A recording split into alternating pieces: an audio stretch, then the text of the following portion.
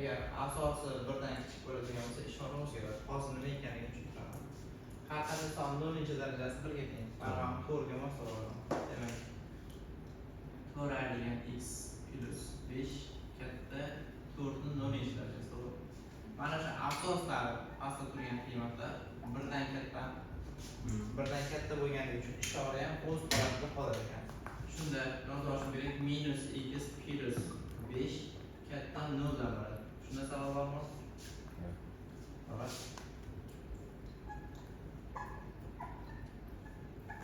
Endi ifodani hisoblab ko'rsak minus x katta plus 5 narxida minus 5 bo'ladi. X oldidagi minusni yo'qotib yuborsam o'rtadagi ishoraga ta'sir qiladida 5 bo'ladi. Umumiy yechim nima bo'ladi? 5 dan qayerga qarab ketadi? Minusga qarab ketadi. Cheksizlikka qarab. Cheksizlik. Shunda umumiy yechim minus cheksizlikdan 5 gacha. 5 kirmaydi, cheksizlikka ham kirmaydigan ishora qo'yamiz. Savol yo'q shunda. Oddiy misol.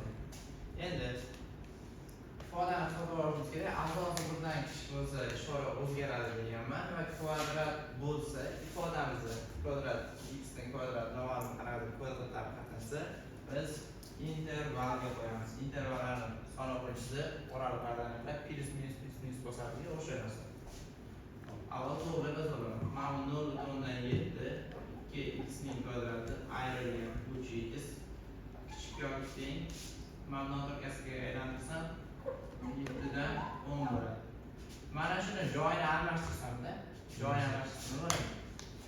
10 dan 7 bo'ladi, faqat darajada minus bo'ladi. Joy almashtirsa. Buni keyin 10 ning ta'sir ko'rinishda yozsamchi. 0.7 bo'ladi. O'sha 0.7 nimasi bo'ldi? Minus 1x. Ana endi mana shu asoslari hozir bizda turgan. Mana 0.7, mana 0.7 asoslari birdan kichik bo'lgani uchun asoslarni tashlab olishim kerak hozir. Tashlab olganimda o'rtadagi manfiy ishora qarama qarshi o'zgaradi. Birdan kichik bo'lsa ishora o'zgaradi.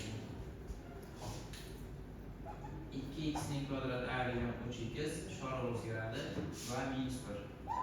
Shunday. Mana minus 1 ni ham narxga o'tkazib shunda 2x ning kvadrati ayrilgan 3x plus 1 katta yoki teng shunday bo'ladi. Nima qilamiz? Oddiy diskriminantga qo'yamiz. Keyin intervalga solaman. Qanaqa yechimlarni olish kerak? 0 dan katta yechimlar, ya'ni plus o'ramlarni olish kerak bo'ladi intervalga. Mana intervalga qo'ysak, ikkita nuqta bo'ladigan bo'lsa, mana plus minus plus bosishganimizda plus o'ramlarni aniqlab kerakda. Xuddi shu narsada. Endi misolda avval ishlab olaylik, nima bo'lar ekan? Xo'p, qisqartirsak 9 plus 8 minus 8 bo'ladi. Shunda 1 bo'ladi. Hop, x1 bilan x2 3 plus minus 1 taqsim 4 qo'shsam 4 bittasida 1 bittasida ayrsam taqsim 2 bir taqsim 2 ya'ni 0.5. Intervalga soladigan bo'lsak birinchisi 0.5 keyingisi 1 bo'ladi. Oraliqlari nima bo'ladi? Nolamiz. X kvadrat oldida minus bor. X kvadrat oldida minus yo'q, to'g'ri? Yo'q-da. Biz mana bunga qo'yishimiz kerak. To'g'ri? X kvadrat oldida minus bo'lmasa, ishorasi qarama qarshi o'zgarmaydi. Bunga bemalol plus minus plus ishorasini bossak bo'ladi. Haqiqatan o'xshaydimi yoki yo'q? Qo'yib ko'rish kerak. 0.5 dan oldin 0 kerak. 0 qo'ysak 0 bo'ladi, 0 bo'ladi, 1. Mana bu yoq 0. 0 dan rostdan bu taraf katta plus bo'ladi. Demak, to'g'ri bo'ladi. Mana plus olarim to'g'ri bo'ladi. Mana bu 1 dan keyin keladigan 2 qo'ysak, 2 ning kvadrati to'g'ri bo'ladi. 2 + 8, 6 dan 8 ayirsak 2 minus.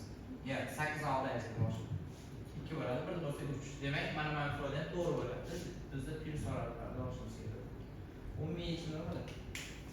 Mana bu cheksizlik bo'lsa minus hozir biz minus cheksizlikdan 0.5 gacha 0.5 degan qiymatlarni kirish kerak yoki teng deganligi uchun bunga olsak keyin birlashma 1 dan cheksizlik. Shu cheksizlikka bilan kiradi. Burada umumiy yechim shunaqa ekan. Savol oson narsa. Kvadrat bo'lsa intervalga qo'yib olish kerak ekan bu. Endi holat teksini olamiz. berganimiz oldin mana teng deb beradi. X ni qanaqadir darajasini qasm tashqariga chiqaraveradi. O'tgan safar ishladik. 35 bo'lar ekan deydi. Bizdan biz nimasini chiqarib olsak, faqat ikkini x'ini chiqarib olamiz. Keyin kichkinasini chiqarib olamiz. Xuddi shunaqa chiqarib olsak bo'ladi. Birinchi kichkinasini chiqardik. Hammasini darajasi ikkini x'ini turib, 2x bilan turibdi. Darajasi eng kichkinasi mana. Hammasini darajasini shuni ayirib olaman. 2x degan 3 ni ayirib olaman. Bunisidan ham ayirib olishimga 2x degan 3 ni. Oltdagi ishorasini ta'sir qildirib olaman. Keyin necha bo'lib ketadi? Mana bu qavs tashlasam, ichidagi mana qaramasi o'zgaradi. Tashlasam, ichida qaramasi o'zgaradi. Mana bu o'rnidan chiqib ketyapti. Demak, 2 ni 2x degan 3-inchisi chiqib ketsa, 2x ni 2x ayirsak yo'qolib ketadi. Mana bu ikkalasi yo'qoladi. Minus 1 plus 3 demak 2 ning kvadrati. Plus 4. Mana bunda 2x ni 2x ayirsak yo'qoladi. Minus 2 plus 3 2 ning birinchisi. Shunday plus ifoda o'rnidan o'zi chiqib ketsa 1 qoladi. Esinglarda eng kichik kattalikning 448. Shunday kimda savol bor? Shu misolda qisqasi kimda savol bor? Shu joyigacha. Yo'qmi? Aniqmi? Davom etamiz. Demak, 2 ni 2x ayrilgan 3-inchisi ko'paytirilgan mana bu 4, 4 2 6, 1 da bo'lsa 7. Kattalikning 448. Hop, davom etamiz. 2 ni 2x minus 3-inchisi kattalikning mana bu 7 ga bo'lib olsak necha bo'lib ketadi? 64. 64 nima degan? 2 ni nechinchi darajasi? 2 ni 6-chi darajasi. 6-chi darajasi. Asosi 1 xil. Asosiga qarasanglar, 1 dan katta sonlar, 1 dan katta son bo'lganda ishora o'rtasidagi almashmaydi, o'zgarmaydi. Shuning uchun o'z holatida qolib 2x degan 3 katta yoki teng 6 degan. Shunlarga qo'shib o'tsam 2x katta yoki teng 9 bo'ladi. X katta yoki teng 4.5 bo'ladi. Shunaqa 15 4.5 dan ayriladi. Plusga boradi. Cheksizlikgacha. 4.5 dan cheksizlikgacha. Mana bu to'rni 2 ni x-inchisining kvadrati olsa bo'ladi. Darajada tushgan bor. To'rni x-inch bo'lib qoladi. Keyin mana bu ifodadan nari bo'lsa minus 3 ko'paytirilgan 2 ni x-inchisi qo'shilgan to'rlarga minus 4 bo'lib o'tadi. Ishora o'z holatida 0. Tushunarli? Mana tengdan narxlar qo'shilgan minus 4 da plus 4 narx qo'shilsa minus 4 bo'ladi. Endi nima qilamiz? Narsa bo'ladi. Mana bu ifoda va mana bu ifoda bir xil. 2 ni x-inchini biz t deb belgilashtirsak bo'ladi. T deb belgilashtiramiz. Demak, mana bu ifoda t ning kvadrati degan 3 ta t minus 4 kichik 0 dan. Diskriminant qilsak, necha chiqadi? 5 bo'ladi. Hop, t 1 bilan t 2. 3 plus minus 5 taqsim 2 bo'ladi. 8 4 bo'ladi. Ayirsa bittasida minus 1 bo'ladi. Shunaqa. Demak, mana shu ifodani intervalga qo'yadigan bo'lsak, nima bo'ladi? Minus 1 bilan 4 orasida qanaqa ifodalar olish kerak? 0 dan kichikmi? Bunga bemalol plus minus plus ishorasini bosa olaman. Sababi nimaga? T ni oldida minus ishora yo'qda. Agar t kvadratda minus ishora bo'lganda, mana bu plus minuslar qarama-qarshi o'zgaradi. Shunda bizda 0 dan kichiklarni olsin deyapti. Minus oraliklarni olsin deyapti. Demak, minus oraliklar mana bu. Shu bo'lsa, endi nima qilamiz? Mana shuni orasida, hammasini orasida t degan ifoda tura oladi. Ya'ni minus 1 dan katta t kichik bo'lyapti 4 dan. T degani 2 ning x-inchisi. Endi olib qo'yib olishimiz. Shunda minus 1 kichik 2 ning x-inchisidan bu 2 ning x-inchisi kichik 4 dan. Shunday ifoda bo'ladi. Qarab ishlasak bo'ladi masalan. Qarab ishlaymiz. Tushunarlimi? Orasiga tushirganmiz. Mana bu minus 1 bilan 4 orasida t yotadi. T 2 ning x-inchisi degan. minus 1 bilan 4 orasida ikkalasini orasida t yozibdi. T o'rniga 2 ni x sinchi yozib qo'ydim, просто bo'ldi. Tushunarli? Endi ikkalasini ajratib olaman. Mana bu ikkalasini ajratsak, keyin bu ikkalasini ajratib olaman. Shuni mana minus 1 kichik 2 ni x sinchi.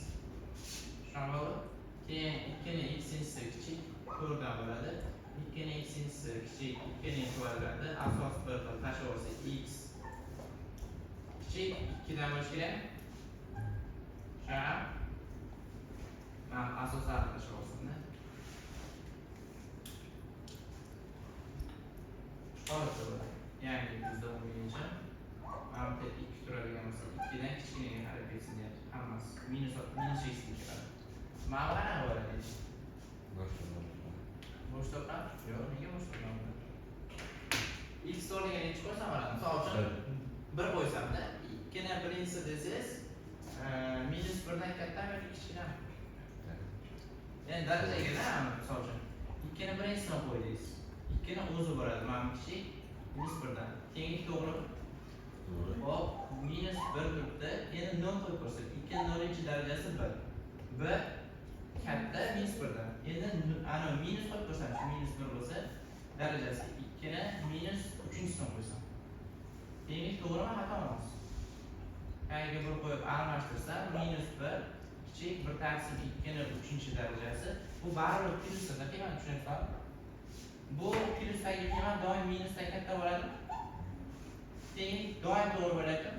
Doim to'g'ri bo'lsa ifoda qanaqa bo'ladi? Yechim. X tegishli ratsional son bo'ladi.